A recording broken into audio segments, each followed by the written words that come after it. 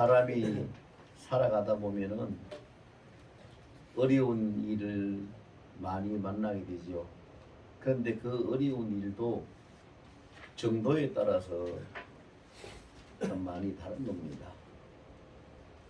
좀 힘들고 골치가 아프더라도 어떻게 풀어가야지라고 애를 쓰고 그것을 해결하기 위해서 노력할 수 있을 만큼의 여유를 가진 어려움도 있지만 숨도 제대로 못 쉴 만큼 아무것도 할 수 없을 만큼 정말로 기가 막혀서 도무지 어떻게 할 줄 알지 못 아무 생각도 할 수 없을 만큼의 힘든 어려움도 만날 수 있습니다. 그런데 오늘 본문의 말씀은 그 기가 막힌 어려움을 만난 막다른 골목이라고 해야 되겠죠. 막다른 골목에 내어 몰린 그 한 인생이 그 문제를 해결받고 그 가정이 구원을 얻는 이야기를 본문에 기록하고 있습니다. 이것을 이렇게 기록하고 있는 이 이유는 우리가 살고 있는 이 세상이 어느 때보다도 더 많이 힘든 때를 우리는 살고 있습니다. 물질 만능주의 사상을 가지고 살아가는 사람들은 이 세상에 지금 현 시대에 물질이 풍성하니까 큰 어려움 없이 살 수 있다는 그런 생각을 할지 모르겠습니다만은, 그러나 사람이 물질이 그의 행복이나 생명을 지켜주지 못합니다. 사람에게는 평안이 있어야 되고 영과 육의 건강함이 있어야 되지요. 그래서 평안과 건강 합쳐서 평강이 있어야 사람이 살아갈 수 있습니다. 이 시대는 여러분들이 다 아시다시피 남녀노소 귀천의 차이가 없습니다. 남자든 여자든 남한이든 젊은 애들이든 왕이든 대통령이든 거지든 천하는 사람이라고 손가락질 받는 사람이든 남녀노소 귀천의 차이가 없이 온 세상이 다 전염병 때문에 고통받고 있고 전 세계적으로 강하게 불어치고 있는 급변하는 이 세상의 문화와 이 기류들이 송두리째로 사람들을 그냥 쓰러뜨리고 날려버릴 만큼의 아주 드센 풍랑을 만나고 있는 시대가 이 시대입니다. 이건 뭘 이야기할까요? 한마디로 얘기해서 하나님이 주장하시는 이 세상의 역사는 사람이 노력을 해서 과학이 발달하고 문명이 발달하고 물자가 풍성해지고 지식이 많아지고 어떤 놀라운 능력을 창출해낸다 하더라도 그것으로서 감당할 수 있는 것이 아니라는 것을 인생들로 하여금 깨닫게 하고 있는 겁니다. 오늘 본문 내용을 보면은 그렇습니다. 하나님의 일을 하기 위해서 엘리사라는 그 말하자면 요새로 말하면 신학교 총장이라고 해야 되겠죠. 규모가 작은 학장이라고 하겠지만 그 엘리사의 제자가 되어서 공부를 하던 선지생도가 자기 뜻을 펼치지도 못한 채로 죽었습니다. 충성하고 정말 잘해보려고 애를 많이 썼지만 자기가 생각한 대로 되지 아니하니까 결국은 딴 세상을 만나고 말한 것입니다. 그래서 남은 가족이 그 어린 두 아이와 어머니, 그 과부가 된 그 아내, 선지생도의 아내죠. 이 세 식구가 남았는데 그 세 식구만 남았으면 그래도 어떻게 살아보겠는데, 문제는 그 남편이 선지생도로서의 돈벌이는 하나도 없고 가정은 아이들은 키우고 먹고 살긴 해야 되겠고 이런저런 어려움 속에 살다 보니까 빚을 많이 졌어요. 빚을 많이 졌는데 그 빚을 갚지 못하고 죽은 것이지요. 그랬더니 돈을 빌려준 채주가 찾아와 가지고 그 여인한테 협박을 합니다. 네 두 아들을 내가 끌고 가겠다. 내가 너에게 돈을 받지 못하고 네 남편은 죽고 없으니 돈 벌 사람도 없으니 내가 네 두 아들을 끌고 가서 내 하인을 삼아 종으로 삼아서 그들 내가 네가 네 남편이 빌려간 돈을 다 갚을 수 있을 때까지 내가 그를 일시키고 내 종으로 삼겠다. 이렇게 협박을 하지요. 여러분 이런 일을 만났을 때에 사람은 두 가지의 부류로 나누어집니다. 첫째는 어떤 부류입니까?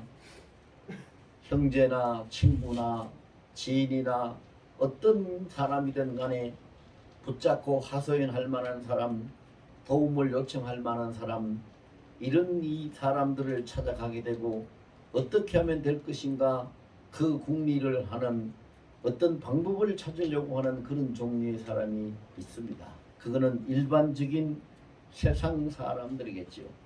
그러나 진실로 하나님을 아버지라고 부르고 하나님을 믿는 사람이라면 이런 일을 만났을 때에 이런 상황일 때에 이 사람 저 사람 사람을 찾아서 다니지 아니하고 세상에서 어떤 방법을 찾으려고 하지 아니하고 우리 아버지인 하나님 앞에 나아가겠다고 하나님께 나아가는 한 종류가 다른 종류인데 바로 신앙의 사람이겠지요. 오늘 이 선지생도의 과부는 우리가 여기서 잘 알다시피 이 기가 막힌 일을 당했을 때 채주가 자기 두 아들을 끌고 가서 종으로 삼겠다고 협박하고 나올 때에 그는 그에 대해 채주에 대해서 어떤 항변도 하지 않았습니다. 그리고 이 사람 저 사람 친척 뭐 친지 이웃 누구를 찾아가서 어떻게 사정하고 도와달라고 어떻게 하면 되겠냐고 묻지도 않았습니다. 곧바로 하나님의 사람이 엘리사는 하나님을 대변하는 자입니다. 하나님의 사람 하나님의 종입니다.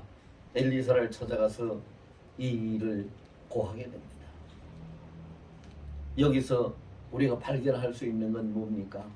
하나님은 결단코 어떤 사람이 어떤 일로 나왔든 간에 실망시키지 않는 분이라는 것을 우리는 알 수 있습니다.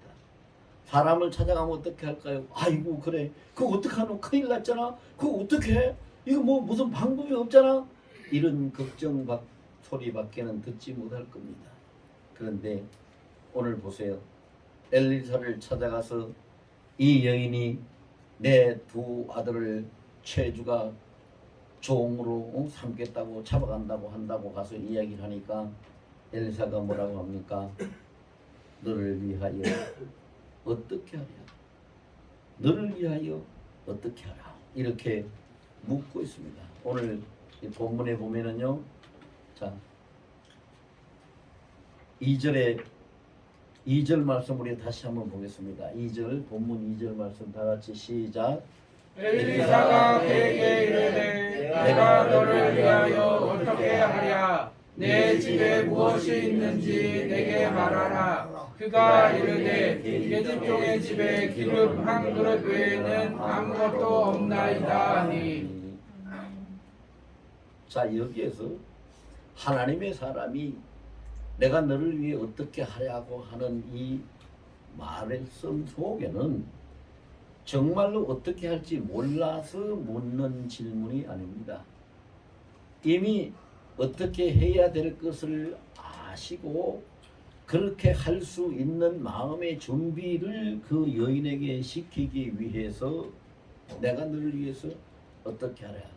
그 다음 질문을 보면은 그 뜻을 알 수가 있는데 네 집에 있는 게 무엇이냐 뭐냐 여러분 생각을 해보세요. 사람이 상식적으로 생각해 보면은 빚에 조달려 가지고 시달려서 두 아들을 벌모로 잡히기 빼앗기게 생겼는데 집에 뭐가 있겠어요? 갚을 거리가 빚을 갚을 거리가 있다면 빚을 갚지 그러고 있겠어요? 아무것도 없다는 것은 상식적으로 우리가 알 수 있는 상황이에요. 그런데 네 집에 무엇이 있느냐고 왜 물었을까요? 왜 내가 너를 위해서 어떻게 해줄 것인가를 왜 물었을까요? 우리는 이 질문을 볼 때 한 가지 생각나는 것이 있습니다. 열왕기상 3장에 보면은 솔로몬이 하나님 앞에 일천번제를 드립니다. 일천번제를 드릴 때에 하나님이 솔로몬 꿈에 나타나서 솔로몬아, 내가 너를 위해서 무엇을 해줄고 어떻게 해줄고 이렇게 물으십니다. 전지전능하신 하나님이시고 부족함이 없는 하나님이신데, 그래 내가 너에게 네가 일천번제 드리는 걸 내가 잘 보았다, 내가 허명했다, 너의 그 기도, 너의 그 정성, 너의 그 예배 다 내가 허명했다, 인정한다, 내가 너를 축복하겠다, 물질도 주고 권세도 주고 지혜도 주고 축복하겠다, 이렇게 말씀하시면 끝난 거지요. 그런데 왜 내가 너에게 무엇을 해줄 거라고 물으셨을까요? 하나님은 무엇이든지 해 주실 수 있는 분인데, 그가 받을 수 있는 것이 무엇인지를 하나님께 말을 하라는 것이지. 그래서 솔로몬은 대답을 합니다. 제게 지혜로운 마음, 원어 성경 그대로 직역하면은 들을 수 있는 마음, 듣는 마음을 내게 주셔서 이 하나님의 백성들을 잘 다스릴 수 있게 해달라고 합니다. 그래서 하나님은 솔로몬의 대답이 하나님 마음에 합당했기 때문에 듣는 마음, 지혜로운 마음뿐만이 아니라 그의 부도, 장수도, 권세도, 명예도 그 어떤 것도 부족함이 없이 이 땅에 사는 사람으로서 전무후무하게 누릴 만큼 큰 복을 내려 주셨던 것이지. 오늘 이 선지생도의 과부에게 내가 너를 위해 어떻게 하려고 묻는 이 질문 속에 오늘 본문에 메인키가 있습니다. 너를 위해서 어떻게 하랴. 이미 이 말씀 속에는 하나님이 어떻게 해야 될 것도 아시고 어떻게 하겠다는 뜻도 세우시고 이제 그것을 시행하겠다는 실행의 의지를 가지시고 말씀하시는데, 네가 어떻게 준비하고 어떻게 받아들여서 복을 구하겠느냐 하는 것을 묻고 계시는 질문입니다. 여러분, 우리도 이런 상황에 처하면은, 여러분, 우리가 지금까지 살아오면서 어려운 상황을 많이 겪었을 겁니다. 어려움이 닥쳤을 때 우리 어떻게 어려움을 대처했습니까? 부모나 형제나 친구나 아니면 힘이 있거나 돈이 있거나 어떤 사람을 찾아가서 상의하고 도와달라고 도움을 요청하진 않았습니까? 아니면 정말로 오늘 이 선지생도의 과부처럼, 이 여인처럼 정말로 하나님 앞에 나가서 이것을 고했습니까? 자, 여기서 우리는 이 시간 우리가 정말로 명심해야 될 사항이 있습니다. 여러분, 이 세상에서 가장 실력자가 누굴까요? 가장 능력자가 누굴까요? 하나님이십니다. 이건 막연한 얘기가 아닙니다. 왜 하나님이 가장 실력자고 가장 능력자라고 말할 수밖에 없느냐 하면 세상 창조를 그분이 하셨습니다. 그분이 만드신 분입니다. 그분이 다스리시고 통치하시고 그분이 모든 역사를 주관하고 계시는 분입니다. 예레미야 33장 2절에 보십시오. 모든 일을 다 행하신다, 다 만드신다, 다 성취하는 나 여호와라고 말씀하고 계시고, 시편 24편 1절에 보면은 땅과 거기 땅에 충만한 것과 세계와 그 중에 사는 자 모든 자가 나 여호와의 것이라고 말씀하시고, 요한계시록 21장 6절에 보면 내가 다 이루었다, 나는 알파요 오메가라고 말씀하십니다. 그럼 그분 외에 누가 있습니까? 가장 실력자 그분밖에는 없습니다. 그렇다면 우리 속담에 기왕이면 다홍치 마라는 속담이 있습니다. 어차피 도움을 구하려면 누구에게 구해야 되겠습니까? 가장 실력 있고 가장 능한 자에게 도움을 구해야 되지요. 자기나 나나 도토리 키재기로 별로 차이도 나지 않는 사람한테 가서 도와달라고 해서 그 도움을 얻을 수가 있겠습니까? 문제 해결을 받을 수가 있겠습니까? 근데 지금 사람들 보면 안 그럽니다. 교회 다닌다고 합니다. 믿는다고 합니다. 직분도 있습니다. 그런데 무슨 문제가 있으면 형제에게, 부모에게, 친구에게, 누구에게 사람한테 손을 내밀고 도와달라고 합니다. 그게 믿음의 행위가 아니라 이 말입니다. 오늘 이 여인을 보세요. 아무것도 의지할 데 없는 과부입니다. 두 아들밖에 없습니다. 그렇다고 해서 이 여인이 고아는 아닙니다. 친정집도 있을 것이고 그 죽은 남편의 형제나 친구들도 또 선지생도였으니까 같이 그 엘리사 밑에서 훈련받던 그 동료들도 있을 것이고 왜 사람이 없겠습니까? 그러나 그 어느 누구도 찾아가지 않았습니다. 오직 하나님 앞에 나갔던 것입니다. 하나님 앞에. 하나님은 그 중심을 보시기 때문에 그 상황을 익히 아시고 첫마디의 엘리사의 입을 통해서 대답하십니다. 그래, 그렇구나. 내가 너를 위해서 어떻게 해주랴? 이렇게 묻고 계시는 겁니다. 여러분, 우리가 어떤 문제를 만났을 때, 어려움을 만났을 때 하나님 앞에 나아가서 하나님 나 좀 도와주세요, 살려주세요 하고 기도할 때 하나님이 그래, 내가 너를 위해서 어떻게 해주랴라고 한마디 대답만 하시면 그 모든 문제는 끝난 겁니다. 모든 건 그 순간에 끝나는 겁니다. 솔로몬에게 내가 너를 위하여 무엇을 줄 거라고 한 그 한 말씀에 모든 것이 끝났듯이 이 모든 건 다 끝나는 겁니다. 이것을 본문에서 우리에게 가르치고 계시는 거지.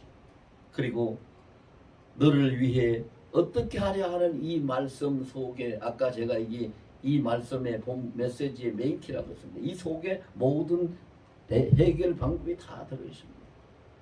다 들어있습니다. 여러분 보세요. 요한복음 6장에 빈들에서 수많은 사람들이 줄이고 있는 거기에 예수님이 그들을 불쌍히 여기서 제자들한테 저들이 다 줄이고 있으니 가다가 지쳐서 쓰러지면 안 되는데 저들을 뭘 먹여서 보내야 되지 않겠느냐. 다 기진맥진하고 다 쓰러지기 생겼으니 뭘 먹여서 보내야 돼. 너희가 먹을 것을 주라. 이렇게 할 때에 그 기록된 말씀을 보세요. 예수님이 이미 어떻게 하실 것을 다 아시고 다 준비하시고 준비하셨다면 아시고 제자들을 시험하사 빌리고 시험하사 그 말씀을 하셨다고 했어요. 하나님은 그런 분입니다. 여러분, 하나님은 그런 분인데 이것이 우리가 말씀을 듣고 이론적으로 지식적으로 아멘 한 번 하고 공감하고 안다고 해서 문제가 해결되는 건 아닙니다. 지식이 곧 믿음은 아닙니다. 믿음은 실제로 그런 상황에서 하나님 앞에 나아갈 수 있을 때 그게 믿음입니다. 마음에 품는 것, 머릿속에 간직하는 것, 가슴속에 담아두는 것, 이것이 믿음이 아니에요. 실제로 내 몸이 하나님 앞에 나갔을 때 그것이 믿음이지요. 근데 이 여인을 보세요. 뭐라고 대답하는가? 여인의 대답도 굉장히 믿음이 있는 여인의 지혜로운 대답입니다. 보통 믿음이 없는 사람 같았으면요, 그래 네 집에 무엇이 있느냐 이렇게 물을 때 아이고 선생님요, 목사님요, 우리 집에 뭐가 있어요? 뻔히 다 알잖아요. 뭐가 있어요? 이 과부가 애들 둘이 데리고 전전긍긍 하고 밥도 제대로 못 먹는데 뭐가 있어요? 있기는 뭐가 있어요? 이렇게 말할 수밖에 없는 상황이지요. 그런데 이 여인은 그렇게 대답하지 않습니다. 여종의 집에 자기를 낮춰서 여종이라고 했습니다. 여종의 집에 기름 한 그릇밖에 없습니다. 기름 한 그릇. 이 대답 보세요. 여러분, 우리가 하나님 앞에 기도할 때에 사람들이요 철야 기도하고 금식 기도하고 작정 기도하고 기도 많이 하는 사람들은 자기 의에 사로잡힐 수도 있어요. 그러나 기도를 그렇게 많이 못하는 사람들은 자기 의에 사로잡히는 그런 실수는 없겠지만 또 다른 면으로는 나는 기도도 못하는데 하는 무력함에 빠지고 자기 비하에 너무 빠져가지고 헤어나지 못하는 그런 경우도 있어요. 아이고 나 같은 사람이 뭘 할 수 있겠어. 여러분, 그런데 이 시간 우리 이거 한마디 같이 하고 넘어갑시다. 저를 따라서 하세요. 하나님은 나 같은 사람을 보시고 귀하게 여기시고 사랑하신다. 아멘. 아멘. 왜? 아니 목사님 그렇게 하기 좋은 말이라고 그렇게 뭐 할 수 있겠지요? 아닙니다. 그게 아니에요, 여러분. 그게 아닙니다. 아니라는 건 제가 증명해 드릴게요. 길거리에 피어 있는 꽃은요, 아무도 지켜주지 않습니다. 길을 지나가던 사람이 아이고 꽃 이쁘네 딱 꺾으면 꺾여지는 것입니다. 누가 내 몸에 손을 대 스스로 지켜갈 수 없습니다. 꺾이지 않을 힘도 없습니다. 우리 인생은 길거리에 피어있는 꽃과 마찬가지입니다. 그래서 하나님이 우리를 지켜주시지 아니하면은 언제 어떤 일로 어느 때에 어디서 일어날지 모르는 사탄의 그 계략과 그 풍파 속에 바람 속에 순식간에 꺾여지고 마는 겁니다. 나 같은 사람이 지금 이렇게 살아있다고 하는 것은 곧 무슨 증거냐? 하나님이 나를 붙들고 계신다는 증거입니다. 하나님이 나를 지켜주신다는 증거입니다. 여러분, 우리가 성경 욥기를 보면 너무 잘 알 수 있죠. 하나님이 허락지 아니하시고 하나님이 붙들지 아니하시면 어떤 일도 일어날 수도 없을 뿐더러 어떤 일도 끝낼 수도 없는 것이 이 세상의 역사고 인생사입니다. 그리고 하나님이 그럼 그들을 어떻게 하실 겁니까? 오늘 본문에 보면은 아무 힘도 없고 무슨 지위도 없고 그렇다고 해서 뭐 이 여인이 대단한 어떤 인물도 아니고 그런데도 이 여인의 그 한마디 두 아들을 체주가 잡아가서 종으로 삼으려고 한다는 그 한마디를 듣고 바로 응답을 하시잖아요. 내가 너를 위하여 어떻게 하랴? 네 집에 무엇이 있는지 내게 말하라. 네 집에 무엇이 있는지 내게 말하라. 이 말은 내가 무엇이든지 너를 위해서 해줄 텐데 네가 받아들일 수 있는 것이 무엇인지를 얘기하면 그것을 통해서 이 모든 일을 다 해결해 주고 너를 구원하겠다는 의지와 그리고 그 방법과 그 실행하겠다는 뜻을 담아서 말하고 있는 그런 말씀이죠. 그 여인이 기름 한 그릇 밖에 없다고 하니까 곧바로 조치가 내려졌죠. 뭐라고 합니까? 이웃집에 여기 온 동네 다니면서 빈 그릇을 많이 빌려라. 이렇게 하고 있습니다. 여러분 보세요. 우리가 여기서 잘 새기고 넘어가야 됩니다. 하나님 앞으로 나아가는 사람은 누구든지 문제 해결받고 복을 받습니다. 하나님 앞으로 나아가는 자, 다 같이 합시다. 하나님 앞으로 나가면 누구든지 문제 해결받고 복 받는다. 아멘. 됩니다. 아 그럼 목사님 뭐 어떤 문제가 있든지 하나님 앞에 나가면 다 됩니까? 됩니다.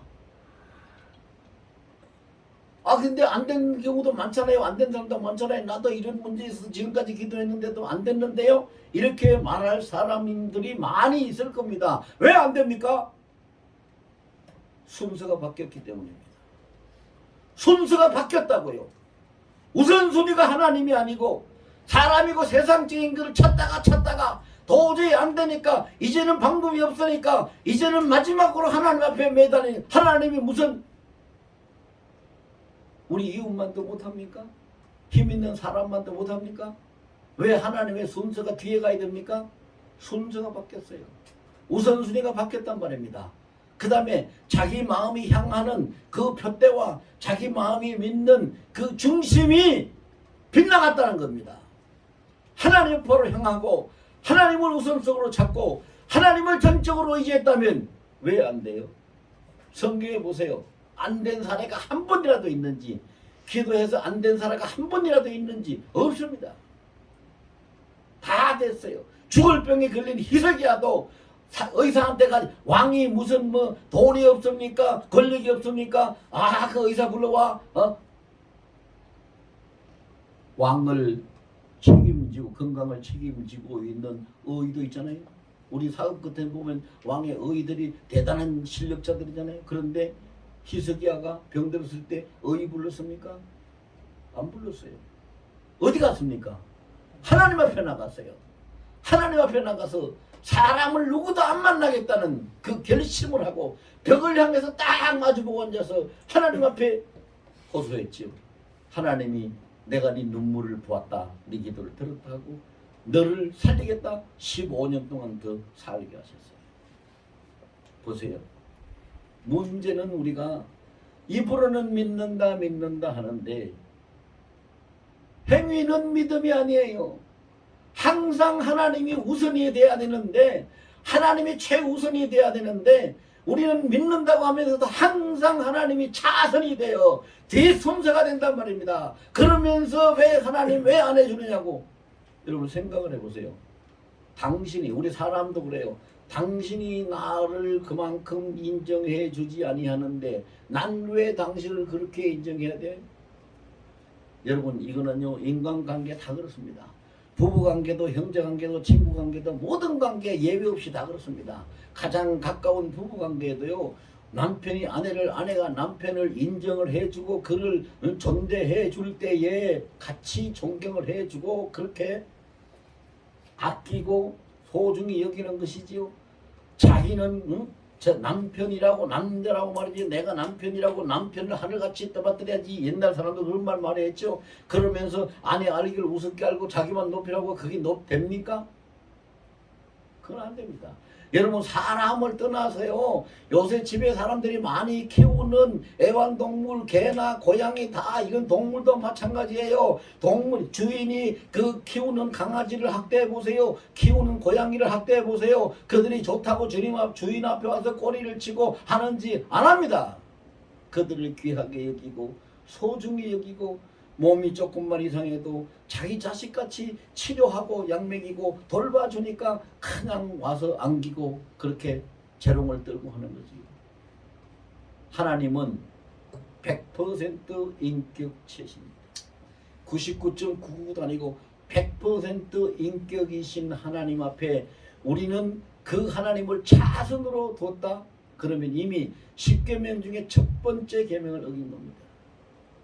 첫 번째 계명. 10계명 중에 첫 번째 계명이 뭡니까? 나 외에 다른 신을 두지 말라고 했습니다. 하나님을 차선으로 뒀다는 것은 이미 다른 것이 하나님 자리를 차지하는 첫 번째 계명을 어겼다는 것입니다. 그러고 하나님의 해결을 받으려고 하니까 안 되는 거죠. 근데 오늘 이 여인은 그렇게 하지 않았습니다. 첫 번째로 하나님 앞에 찾아갔습니다. 하나님이 어디 계시는지를 그는 알지 못하잖아요. 그러나 눈에 보이는 건 하나님의 말씀을 대언하고 하나님의 일을 시행하고 있는 하나님의 사람인 선지자 엘리야는 그의 눈에 보이니까 그를 찾아간 것이 하나님을 찾아간 것이잖아요. 오늘 이 시대도 마찬가지입니다. 엘리사 선지자 같은 목회자가 얼마나 있는지는 모르겠습니다만, 그거는 미지수입니다만은, 오늘 이 시대도 예수 그리스도는 어제나 오늘의 영원토록 동일하시다고 말씀하셨기 때문에 이 시대도 세상에 나가지 않고 하나님의 사람을 먼저 찾는 자에게 하나님은 그의 길을 열어주시고 그의 응답을 하시고 축복하십니다. 두 번째로 이 여인이 잘한 것은 뭐냐? 무조건 순종입니다. 무조건 순종했다는 것. 그 말씀에 무조건 순종했습니다. 여러분 생각을 해보세요. 엘리사가 내린 처방이 뭡니까? 너 집에 이웃에 다니면서 빈 그릇 좀 많이 빌려. 아니 세상에, 생각을 해보세요. 이 여인이 엘리사 앞에 와가지고 그렇게 했다면은, 하나님 앞에 나와서 그렇게 했다면은 그에 대한 무슨 대책을 세워줘서 예를 든다면은 요한복음 6장에서 떡을 그 배불리 먹여주듯이 그 자리에서 먹여주는 그런 기적을 행하든지, 아니면 요한복음 2장에서 본인 잔치집에 그 포도주가 떨어졌는데 그 맹물을 보다가 포도주로 만들어 가지고 그 잔치를 하게 하는지, 뭐 어떤 이러한 그 조치가 있어야 되는데, 겨우 한다는 말이 너 이웃에 다니면서 빈 그릇 많이 빌려, 조금 말고 많이 빌려, 이렇게 말씀하고 있는 겁니다. 이게 왜 이랬을까요? 왜 이랬을까요? 엘리사가 기적을 행할 수 있을 만한 능력이 없었을까요? 그는 하나님이 쓰시는 사람이기 때문에, 하나님이 쓰시면은 그는 아람 나라 군대를 다 장림을 만들어 가지고 사마리아 성 복판까지 끌고 갈 수 있는 능력을 가진 사람입니다. 문둥병 걸린 나만을 너 요단강에 가서 7번 씻고 오라고, 씻고 오니까 깨끗하게 다 낫게 할 수 있는 능력으로 쓰임 받는 하나님의 사람이, 하나님의 종입니다. 그럼 왜 이 여인에게는 겨우 한다는 것이 빈 그릇을 빌리라고 하실까요? 여기에 깊은 의미가 있지. 생각을 해보세요. 이 여인이 두 아들을 데리고 아무것도 없이 살았어요. 아무것도 없이 살았고, 집에 있는 거는 하나님의 사람이 어떻게 하든지 해결을 해 주려고 무엇이 있냐고 물으니까 겨우 집에 있는 건 기름 한 그릇밖에 없다고 해요. 그런데 여인이 할 수 있는 게 뭡니까? 할 수 있는 게 뭘까요? 집집마다 다니면서 기름을 빌릴 수 있을까요? 돈을 빌릴 수 있을까요? 쌀을 빌릴 수 있을까요? 뭐를 빌릴 수 있을까요? 그러나 빈 그릇은 빌릴 수 있지. 빈 그릇은. 이 처방을 보세요. 하나님은 우리에게 결코 할 수 없거나 힘든 일이나 무리한 일을 시키지 아니하시고, 우리가 할 수 있는 일을 시키신다는 거예요. 할 수 있는 일. 우리가 준비할 수 있는 것을 준비하게 하시고, 준비할 수 있는 그것을 가지고 하나님의 복을 받게 하신다, 이 말입니다. 우리가 내가 너의 큰 믿음으로 너 입을 크게 벌리라, 그럼 내가 너를 축복하고 채워주리라, 이랬으면 큰 믿음이 없고 큰 입을 못 벌리는 사람은 어떻게 그 복을 받습니까? 그런데 기가 막힌 방법이에요. 저는 이걸 보면서요, 정말로 손뼉을 딱 치고 싶은 만큼 깜짝 놀랐어요. 기가 막힌 방법입니다. 아무 힘도 없는 이 어린아들 둘 데리고 있는 이 여인이, 과부 여인이 뭘 할 수 있었겠을까? 그런데 옆집에 가서 나 빈 그릇 좀 잠깐 빌려달라고 하는 건, 그거는 할 수 있었으니까 할 수 있는 것을 하나님이 시키셨구나. 우리 하나님이 이렇게 자상하시고 세밀하신 분이에요. 할 수 있는 것. 내가 앞에 한 번입니다. 사면초갑니다. 기가 막힙니다. 어떻게 할 수도 없습니다. 숨도 제대로 못 쉬겠습니다. 그런 처지에 처해 있다 할지라도 하나님 앞에 가서 그것을 구하면은, 하나님은 기가 막힌다고 말하는 그 사람, 그 상태에서 그가 할 수 있는 일을 통해서 축복하시고 그 문제를 풀어 해결해 주시는 분입니다. 하나님 앞에 나가지 못하는 것이 문제고, 하나님의 말씀을 순종하지 못하는 것이 문제지, 아무것도 다른 건 문제가 될 게 없어요. 그런데 그 여인은 그 말씀 한마디에, 왜 빈 그릇 빌리다 뭐 하라고요? 나보고 어떻게 하라고요? 이렇게 묻지도 않았어요. 그냥 전적으로 무조건 순종을 해서 빈 그릇을 많이 빌려다 놨어요. 그리고 난 더 기가 막힌 상황이 있잖아요. 빈 그릇을 많이 빌려다 놓으니까 엘리사가 한다는 두 번째 처방이 뭡니까? 너 이제 아들하고 집 안으로 들어가서 문을 딱 닫아 걸고, 나가지도 못하고 들어오지도 못하도록 문을 딱 닫아 걸고, 너 기름 한 그릇 있다 그랬지? 그걸 너 이웃에서 빌려온 빈 그릇에다가 그 기름을 부어. 여러분, 그게 뭐 말이나 된다고 생각합니까? 상식적으로 사람이 볼 때는 말도 안 되는 얘기입니다. 말도 안 되는 얘기예요. 그런데 하나님은 사람이 생각지도 못하고 이해하지도 못하고 말도 안 된다고 하는 것까지도 모든 걸 하실 수 있는 전지전능하신 분이십니다. 아멘. 사렙자 땅의 가부가 먹고 죽으려고 마지막 한 움큼 남은 가루를 떡을 쪄가지고 아들에게 먹이려고 하는데 엘리야가 와가지고 그 떡을 나한테 먼저 가져오라, 내가 먹고 남거든 네가 먹으라고 하고, 그래서 그 명령에 순종했더니 그 가뭄이 다 끝나고 그들이 하루도 배고픈 날이 없도록 그 가르통 양식통의 양식이 항상 차 있었다는 것이 우리가 너무 잘 알고 있는 열왕기상 17장에 나오는 내용 너무 잘 알잖아요. 오늘 본문에도, 오늘 요한복음 6장에도 예수님이 어린 아이 도시락 하나, 조그마한 보리떡 5개, 물고기 2마리 있는 도시락 하나 받으시고 수만 명이 되는 그 사람들을 다 배불리 먹고 12바구니가 남을 수 있을 만큼 베풀어 주신 그것을 우리는 너무 잘 알잖아요. 근데 그 하나님이, 그 주님이 한 그릇 있는 기름을 가지고 많은 빈 그릇을 이웃에서 빌려왔는데 거기다가 부으라고 합니다. 빈 그릇이 하나도 남지 않도록 다 찰 때까지 부으라고 합니다. 다 찰 때까지 부으라는 말씀은 무슨 말씀일까요? 끝까지, 중간에 흔들리지 말고 의심하지 말고 끝까지 순종하라는 얘기입니다. 그런데 끝까지 순종했더니 나중에 여인이 야야야 얘들아 그릇 다시 빈 그릇 다시 가져와라. 그러니까 엄마 없어요, 이제 빈 그릇이 없어요, 기름 다 찼어요. 그랬더니 기름병에 뭐가 기가 달린 것처럼, 그릇에 기가 달린 것처럼 뚝 끝이고 더 이상 기름이 안 나오는 거지요. 하나님이 하셨다는 증거가 그런 데서 증거가 되는 거잖아요. 기름 그릇은 생각하고 사람처럼 어떤 수작을 부릴 수 있는 게 아니에요. 사람 쓰는 그릇이에요. 하나님이 하시니까 그렇게 되는 거지요. 이렇게 해서 끝날 때까지 순종하는 거예요. 여러분 보세요. 빈 그릇을 많이 빌리라는 이 말씀을 받을 때에 그 사람이요 한 번만 생각했다면은 이게 뭐 하는 거야, 나보고 빈 그릇 빌리다 뭐 어쩌라는 거야, 이렇게 생각했다면 그 마음이 흔들렸을 거예요. 생각하지 않았어요. 그냥 말씀하니까, 명령하니까 아멘하고 그냥 옆집으로 쫓아가서 이 집 저 집 쫓아다니면서 빈 그릇을 그냥 빌렸어요. 어떻게 해야 될지도 모르지만, 무엇을 할지도 모르지만, 결과가 어떻게 될지도 모르지만 그냥 하나님의 사람이 말하니까, 하나님의 말씀이니까 그냥 순종한 거예요. 순종했더니 그 모든 것이 해결이 된 거지요.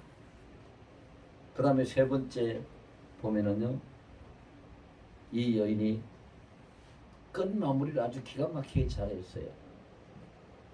모든 빈 그릇에 기름이 가득 찼어요. 그랬으면은요, 아이고 좋아라, 이제 우리는 됐다, 살았다, 부자 됐다. 이 기름이 얼마냐? 이 기름 팔면은 그 기름값이 그 당시에 유대에서는요, 그것도 옷값하고 기름값이 제일 비쌌거든요. 옷하고 기름이 제일 비싼 거예요. 뭐 그때는 뭐 금은 보화를 따지는 시대가 아니고 그런 건 있지도 않았고요. 무조건 옷값, 기름값이 제일 비싼데 기름이 온 집안에 그냥 틈이 없이 그 가득 차 있으니까 부자가 된 거잖아요. 그러면 아들을 보고 아유 야 아들아, 이제 우리는 살았다, 이제 이거 너희 안 잡혀가도 되겠다, 이거 빚 갚으면 되겠지, 이렇게 말하고 좋아라 하고 흥분할 수도 있어요. 왜? 그게 보통 인간이니까. 그런데 이 여인은 그렇게 하지 않았어요. 기름이 다 차고 빈 그릇이 없다는 아들의 말을 듣고 난다면 곧바로 엘리사한테 달려가서 빈 그릇을 빌려오는데 기름이 다 가득 차 있고 이제 빈 그릇이 없이 다 채워졌습니다. 가서 보고를 한 거예요. 보고를 했어요. 그랬더니 엘리사가 뭐라고 합니까? 그래, 그러면 이제 너 집으로 가서 그 기름을 팔아가지고 그 채주한테 빚을 갚고 남은 돈을 가지고 너희 아들하고 평생 먹고 살아라. 자, 뭡니까? 보통 사람들이 우리가 여기서 주의 깊게 봐야 될 것이 있어요. 우리 한국 속담에요, 화장실 갈 때 다르고 올 때 다르다는 속담이 있어요. 어떤 아주 급격한 급한 그런 힘든 문제가 있어서 하나님 앞에 부르짖고 기도할 때는요, 하나님 살려주세요, 응답해주세요 해가지고 그냥 그것만 해결되면은 평생 하나님 앞에 충성하고 잘 믿을 것 같이 그냥 결단을 하고 눈물도 쏟고 금식까지 해가면서 밤도 새워가면서 그렇게 기도를 하는데요, 기도 응답이 되고 문제가 해결되면은 빠이빠이 하고 그냥 손을 들고 태도가 바뀌어버리는 거예요. 근데 오늘 본문의 여인은 응답을 받았을 때, 문제가 해결됐을 때 손은 들고 빠이빠이 하지 않았어요. 하나님 앞으로 다시 나갔어요. 하나님이 이렇게 해주셨습니다. 어떻게 할까요? 이걸 어떻게 하면 되겠습니까? 그래, 팔아라, 빚 갚아라, 그 다음에 먹고 살아라. 자, 결과 보고도 하고 어떻게 해야 되는지 그 결과에 대한 조치도 하나님의 뜻을 묻고, 그 뜻을 묻고 그가 지시하시는 대로 끝까지 마지막 결과 처리까지 하나님의 뜻에 순종해서 하고 있다는 걸 보여주고 있는 거지요. 그래서 이 사람의 진실로 복을 받은 사람이구나, 이렇게 볼 수가 있어요. 하나님은 한마디 말씀밖에 안 하셨어요. 여러분, 오늘 설교 제목이 너를 위해 어떻게 하려 하는데, 왜 제가 제목을 이걸로 정했냐면요, 너를 위해, 내가 너를 위해 어떻게 하려니 한마디 말씀 속에 모든 해답이 다 들어있기 때문에 우리는 이 한마디만 들으면 됩니다. 여러분, 어떤 어려운 힘든 일, 기가 막힌 어떤 일이 있을지라도 하나님 앞에 기도하고 꼭 하나님이 그래 내가 너를 위해 어떻게 하라 하는 이 한마디를 들으시기를 예수 이름으로 축원합니다. 그 한마디만 들으면 우리는 모든 것이 다 끝납니다.